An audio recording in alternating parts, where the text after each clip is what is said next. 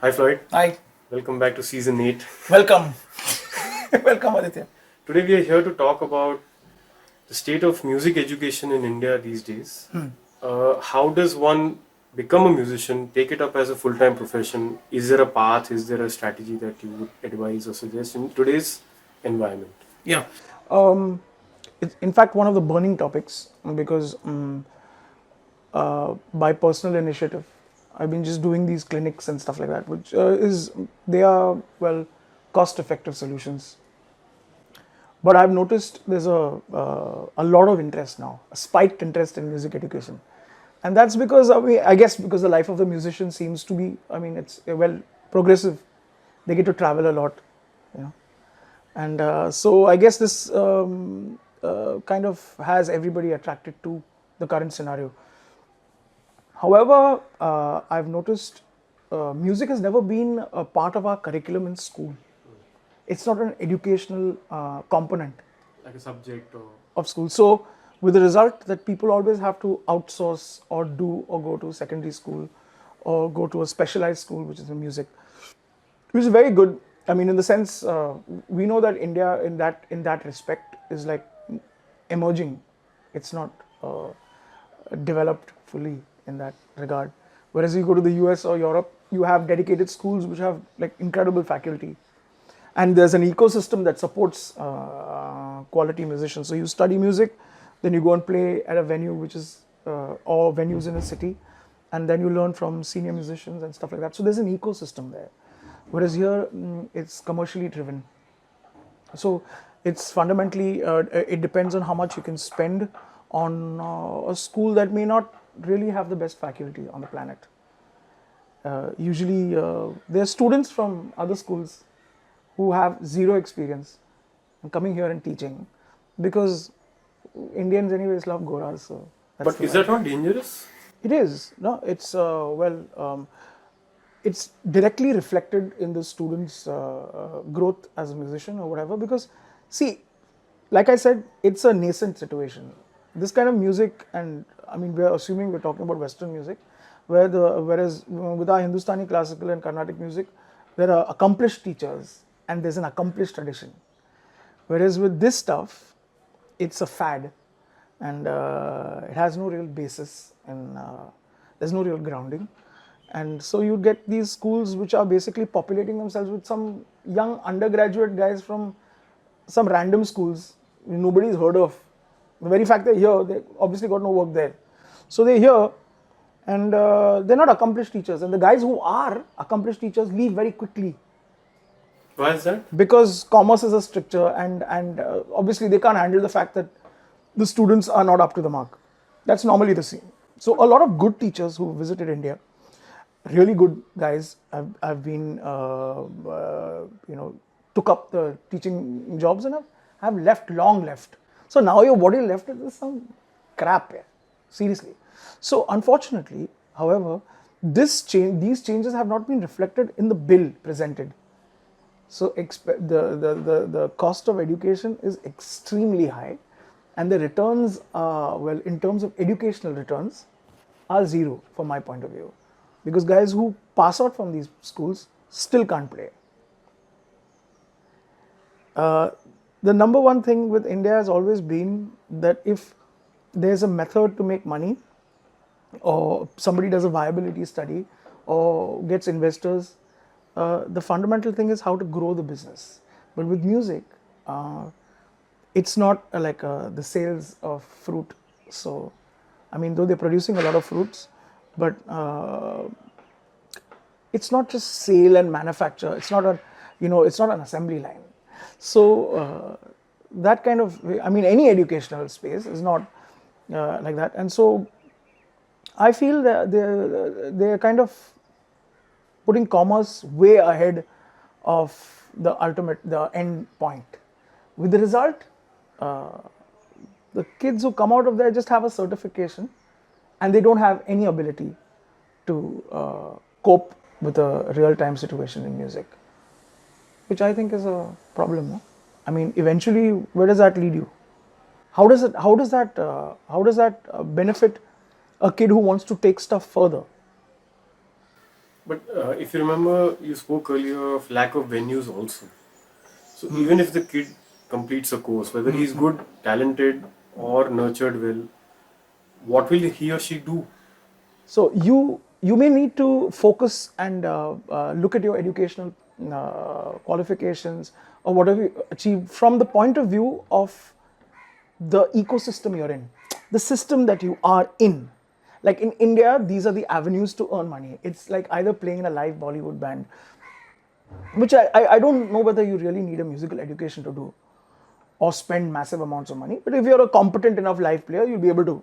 So therefore, that doesn't require vast amounts of study. Yes, I'm talking about bang for buck, right? So it depends on the amount of money you spend in terms of the amount of returns you get. I think playing in a Bollywood band is the only place where the returns are justified.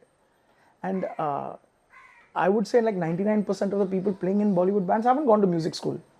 So therefore, that can't be part of the argument. In India, schools have affiliations to either Trinity College or set syllabi, right? So people follow that syllabus. However, the products of that environment are not essentially the best. I mean, from a listening point of view, I don't think there's anything great done by those people who pass out from that. They invariably become teachers in the same system. So yes, in terms of revenue generation, I think teaching and playing in Bollywood bands and producing music are viable. But to tell me that, I mean, you're going to study music to play some, like for example, if you studied a higher form of music, studied harmony or stuff like that, you could possibly use that information in producing or composing good tracks. But playing it live here and expecting returns is not possible. And it's not happening in our country at this point. So musical education has to be a roots level education where people are grounded in their fundamentals.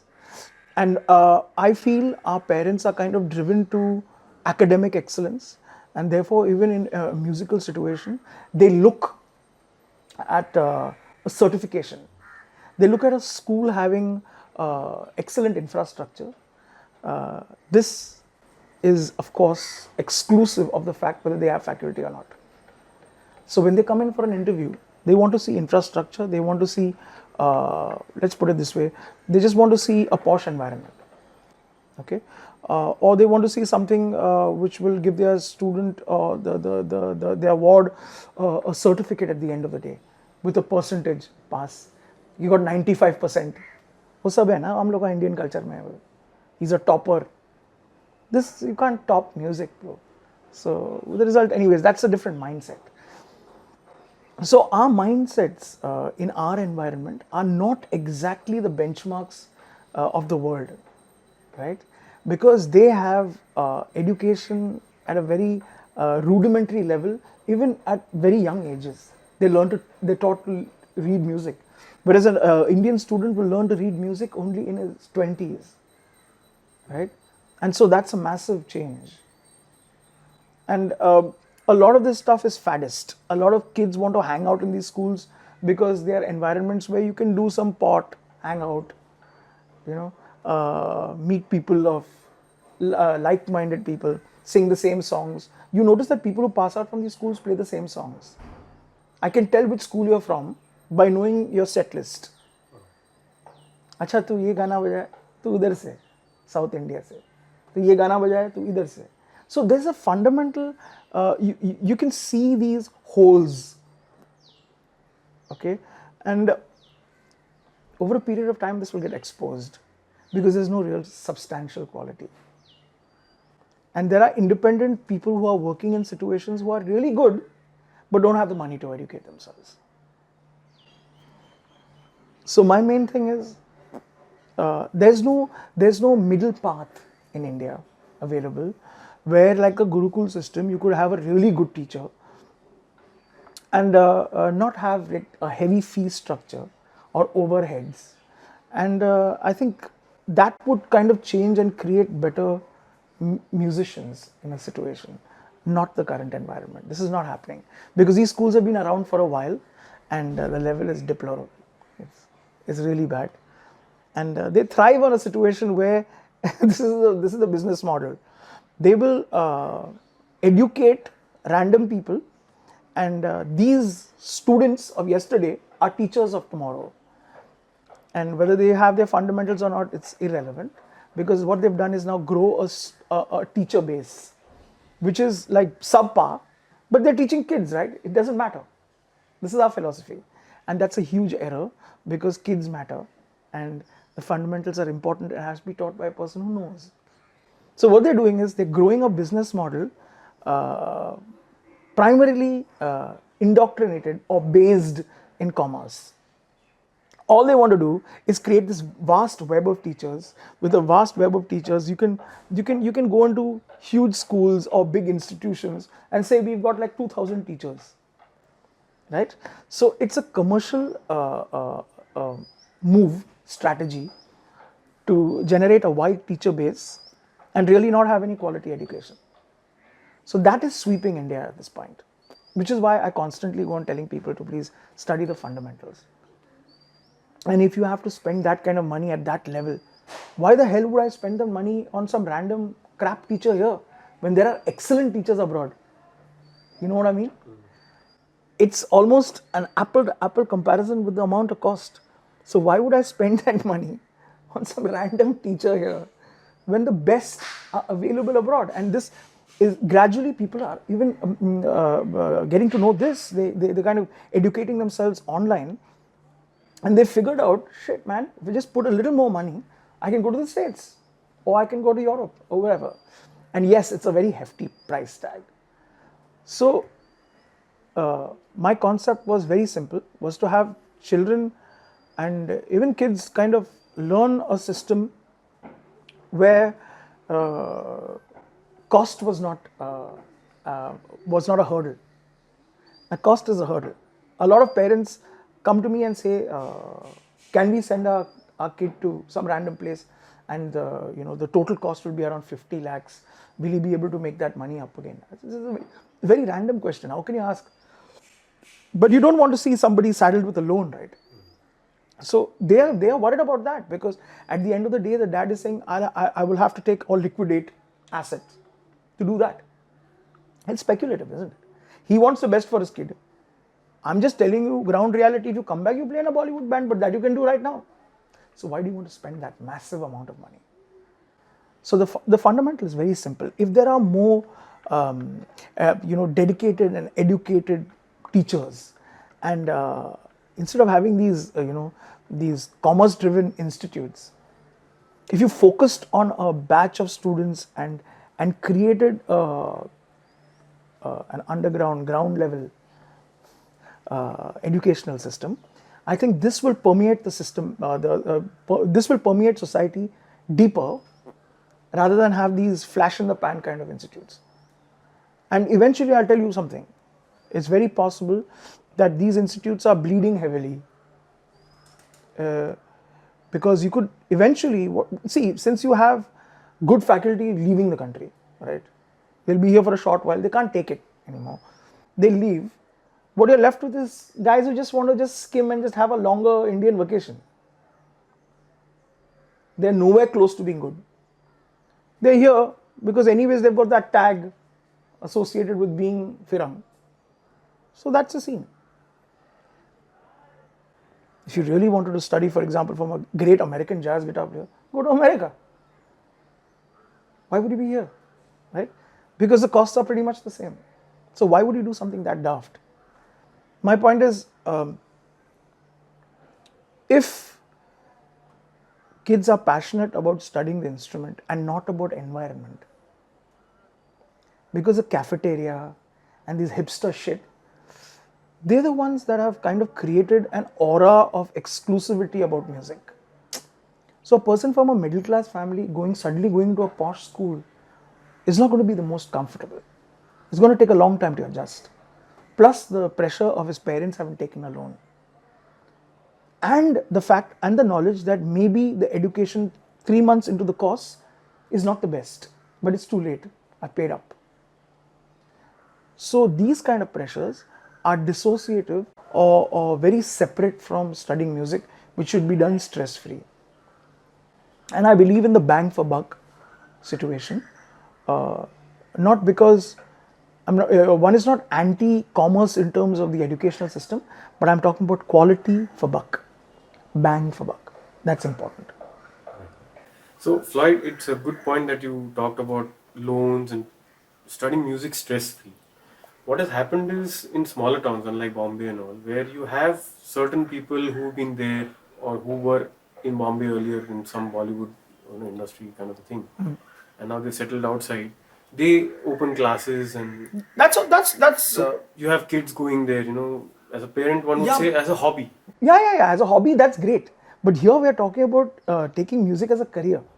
See, there are two options where a person goes to hobby classes. Like a lot of housewives open pottery classes, painting on tiles, all that stuff. You can do that. You can play guitar as a weekend hobby and enjoy yourself. That's great. But if you want to take it like seriously, and you're dedicating a large amount of your time in the day to that, then you need a dedicated teacher and a good educator. You need a good educational environment. So the parents are right in thinking like, oh yeah, music is your main thing? Okay, fine. Why don't you study music? What I'm saying is the options here in our country at this point in time are pathetic. That is the problem.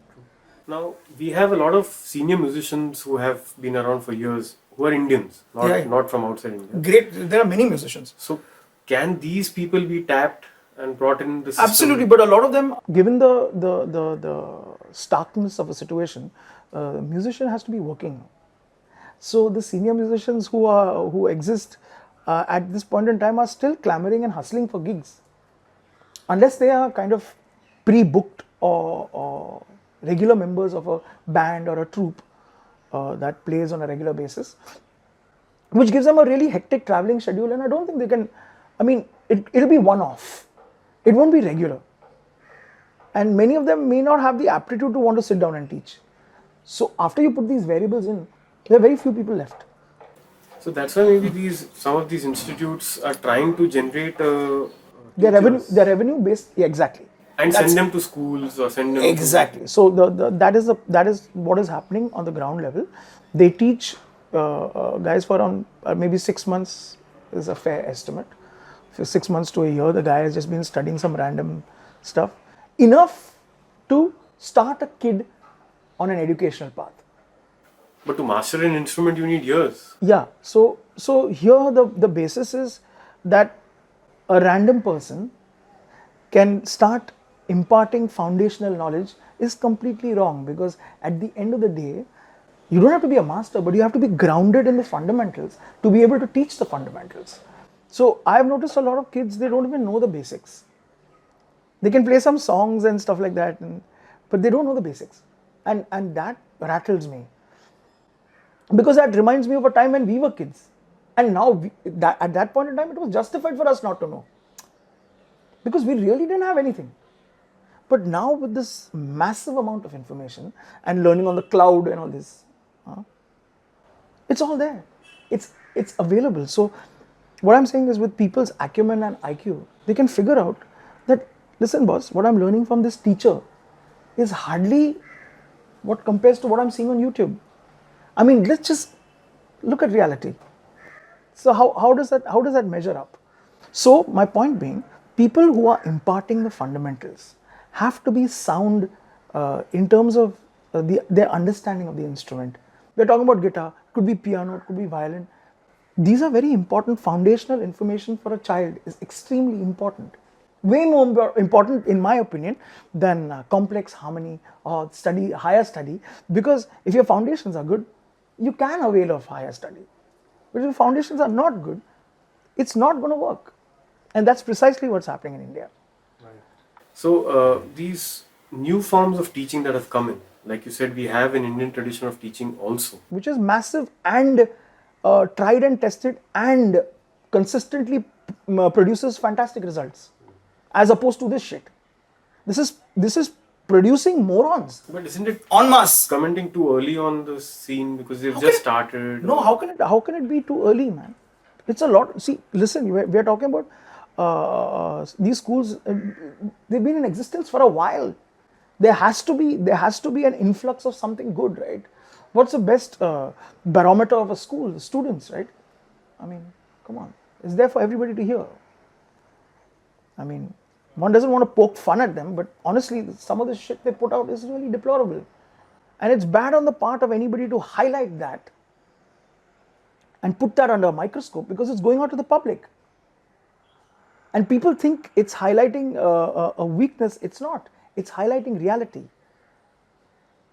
And I feel that at this point in time, it's very necessary that there exists an alternative path, like the Gurukul system, where there's one teacher and maybe 3 or 4 students who are really exceptional students. They want to really study.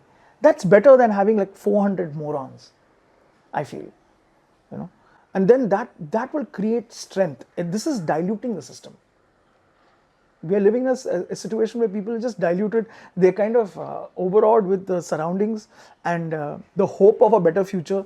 And they're creating this, this generation now, I've noticed, they put fairy lights around their microphones and they sing songs and record videos. My daughter does it as well. But, honestly, man, there's not much content in that. It's good for time pass, but I mean, there's no serious culture. So that'll affect the industry in the long run. Yes, I'm talking about the future. So basically, what you're trying to say is this kind of culture will not generate a very healthy musical environment in our country. See, I'm not talking about healthy. It's far from healthy, actually. What's happening is that you are generating people who will be fundamentally mediocre. And with this, you will be polarizing people's ears.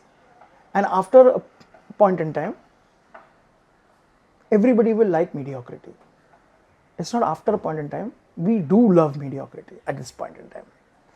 So, of course, anybody calling this out is automatically dubbed a loon. That's cool. I'm used to that shit. But it's like we're used to MP3, listening to MP3. Yeah, so it's cool.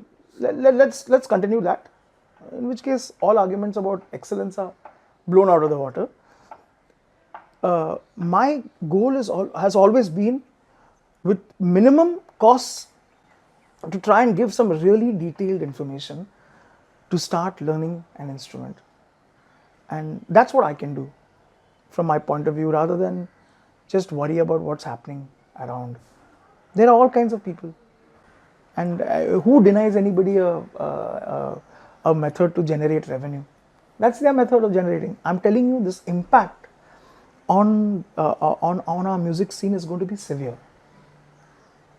because kids are learning more from YouTube than they would learn at any institute, and all they require is the correct guidance and maybe proper direction, or just direction, focus. That's all they need, because they're very skilled at picking up stuff. But there is no pathway, so they join these schools in the hope of establishing a network, getting contacts via the network, getting to play some venues, where some venues patronize only people from one particular school. That could also happen. So these are vested interests in terms of commerce. There is one event management company in India that hires only their friends, college friends. So all the festivals are basically based around those friends. Friends and friends, that serial. That dost aur hamare dost, sam saath mein. So that's the vibe we have here. I mean, with that you've got to push for excellence. And there are excellent musicians. However, they are bowing down to the wants of their family, or maybe they want to just improve their standard of living. So with the result, the quality of music is pushed on the back foot. So it's a very difficult situation, because in India, living is not easy and it's not cheap anymore. So you have to generate a revenue. So therefore, this has become a path, and this path has now taken a tangential turn in another direction, and they've lost the plot. This is what's happening. So is there a solution that you would like to propose, or something to the viewers who are maybe teachers sitting somewhere in this country, that they could do something that you've started?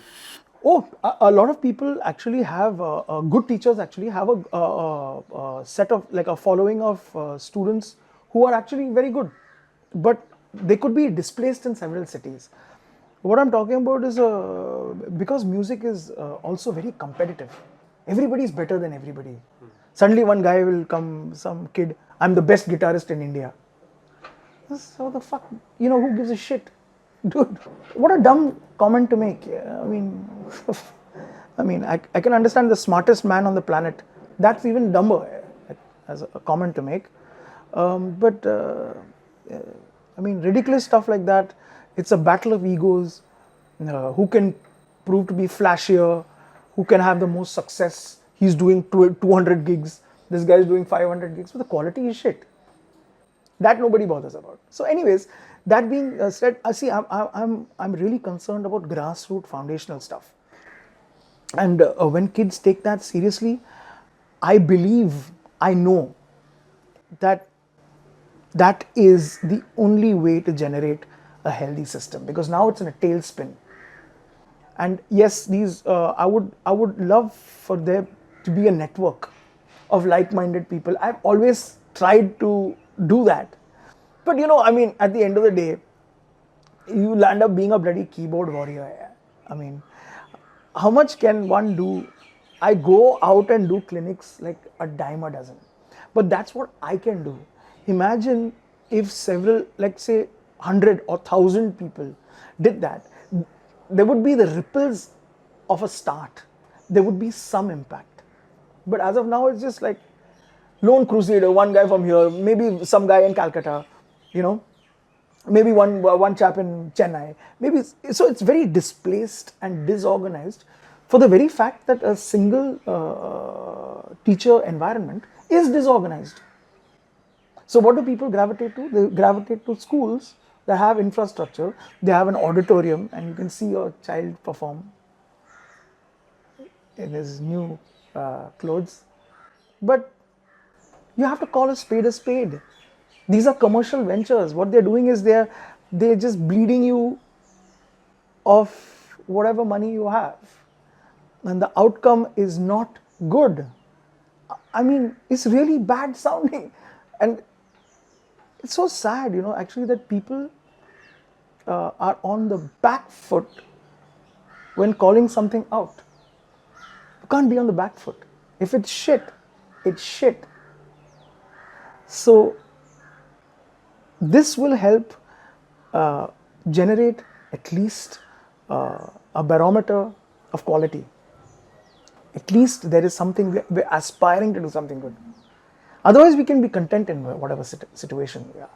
So over a period of time, let me tell you, venues will be empty.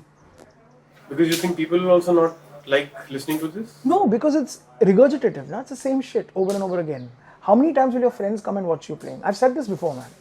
So venues will be empty. Because the fundamental quality standards are pathetic. Who's going to want to pay $1,000 to watch some shit band? You'll do it once, it will be by mistake. You'll definitely not go there again. Because this friend support and all balls, because once the moment you got to not be on a guest list and have to pay to enter a venue, you'll know who your true friends are. Automatically. So I suggest, my solution has always been to learn from the strength of our culture. Our Indian culture has always had an excellent method to pass on information in the Gurukul system. How come those students are mind-blowing? How come? They're mind-blowing. And these guys are like, not happening. There has to be a fundamental reason. There is a reason. The system is different. It's an indoctrination of system. And the teachers are excellent. And here you have the teachers are faltu. And the system is fully make-believe. How the hell can you? I'm telling you, great teachers have come to India to teach jazz or whatever. They've run away. They can't take it anymore. And eventually, once these institutes start losing money, they won't be able to pay good faculty well, which will then further a further exodus of good people. And only the crap will be left. And that's what's happened. To sustain that, business model, you have to be able to create an environment that's completely self-sustained. Great teacher, obviously creating superb students, creating a great impression outside because the students are going and playing outside, and that will attract more students. These students will eventually become good teachers, and that's how the system grows. That's not happening now. There are people who have studied in schools mediocre, and in their mediocrity, they're playing and becoming even far worse teachers and polarizing a bunch of kids who would have had talent. So do you see it? It's like a domino effect. Like, weird people creating weirder people. And at the end of the day, it's like there was a story that used to go around. There were bootleggers in India during the days of prohibition, and so every bottle of scotch was diluted with Indian whiskey, right?